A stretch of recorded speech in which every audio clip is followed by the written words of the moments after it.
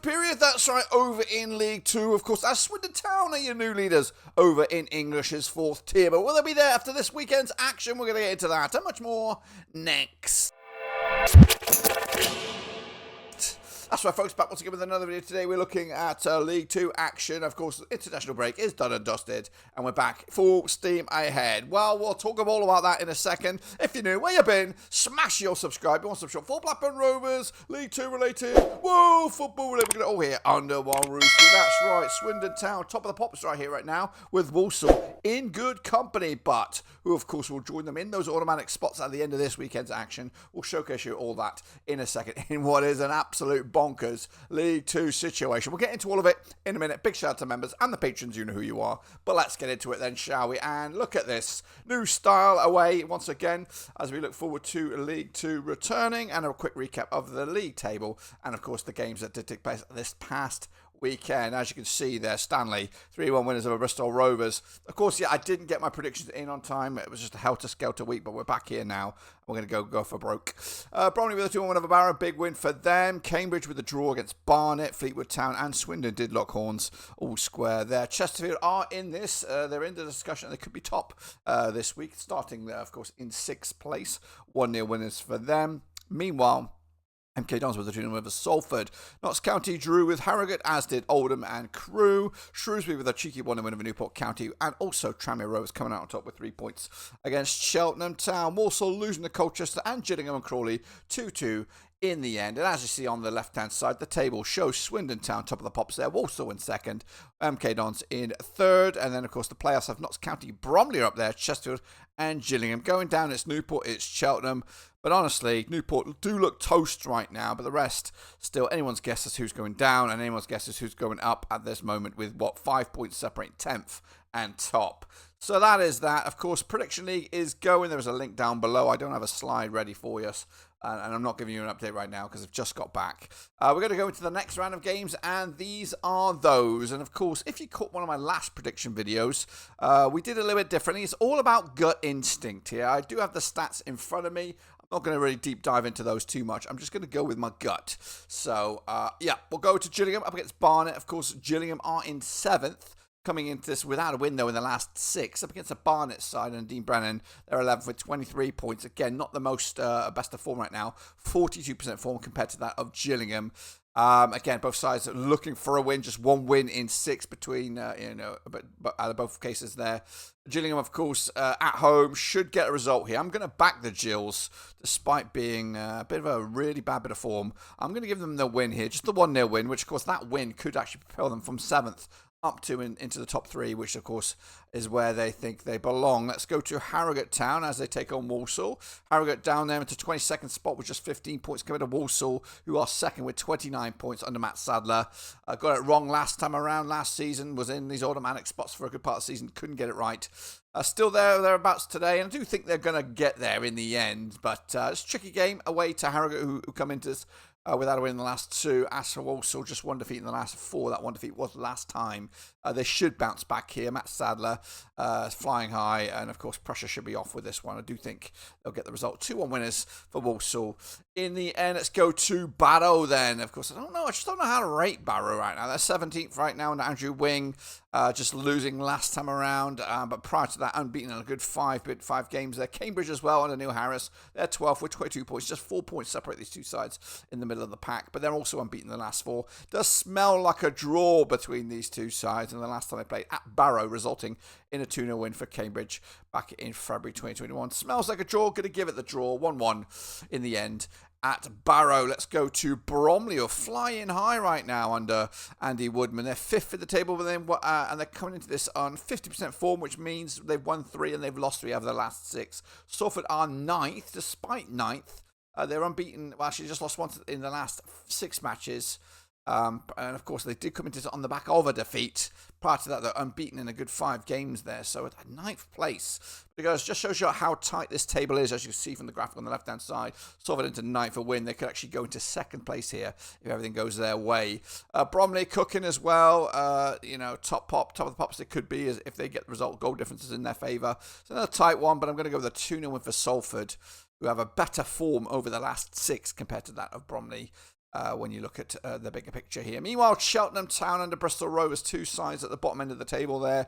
Cheltenham under Steve Cotterill were cooking for a little bit there. They had a good 4-game winning run, but back-to-back defeats now rear their ugly head up against the Bristol Rovers side and Darrell Clark, who just not clicked on this season. 19th for the table, 17 points, 2 wins of the last 6. Those 2 wins are, in a bunch of 4 defeats over the last 6 matches. So not great for Bristol Rovers, a team that you would expect to be dominating here. And they're losing to strugglers Accrington Stanley most recently. This one, I'm going with Cheltenham to get the result here. I think Cotterill knows this team inside and out. 4 wins on the row prior to the 2 defeats. And of course, just one of those defeats was at home. Cheltenham should have the edge at home with a resurgent Cheltenham side, and that could actually see them leapfrog Bristol Rovers in the process as 3 points separate the 2 sides. Let's go to Crawley then as they take on Accrington Stanley. Again, 2 sides towards the bottom end of the table there. Just what we're looking at here. 1 point separate these 2 sides. Crawley under Scott Lindsay. Just 1 win in 4 games for them up against John Doolan's Accrington Stanley. Unbeaten though in the last 5. They are 18th with 17 points. Crawley coming into this on the back of a draw, standing on the back of back-to-back wins. I don't think I fared that into my consideration for this game. I think Crawley should get a point at least.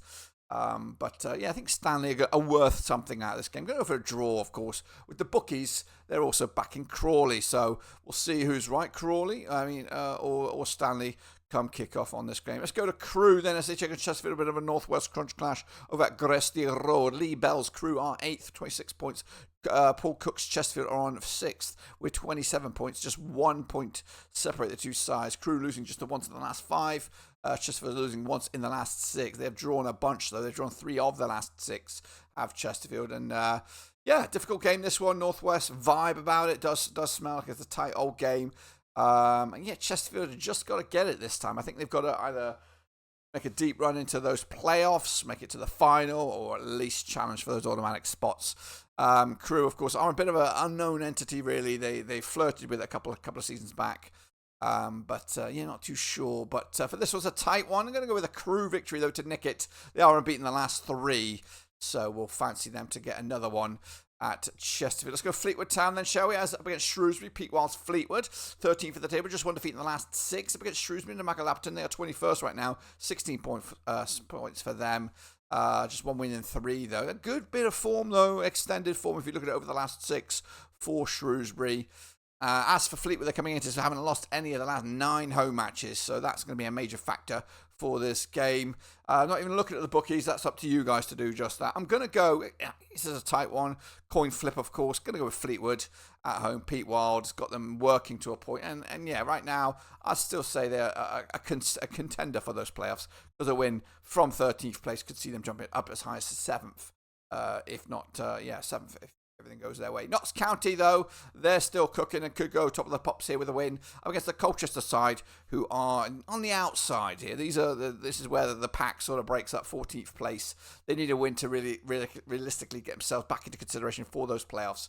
Come match over at Notts County. Martin Patterson's side are 4th, 28 points, but just 1 win in 4 for them. It's not the best bit of form. Colchester under Danny Cowley, they're 14th right now. Back-to-back wins, of course, but over the last 6, 58% form for Colchester compared to the 50% of Notts County. So it's quite tight margins between these 2 sides. Walsall losing to Colchester last time around in Walsall, so a big result that was for Colchester and the Cowleys. Notts County could only draw with Harrogate Town last time around, so that might be a factor here. But I've got to back Notts County at home here.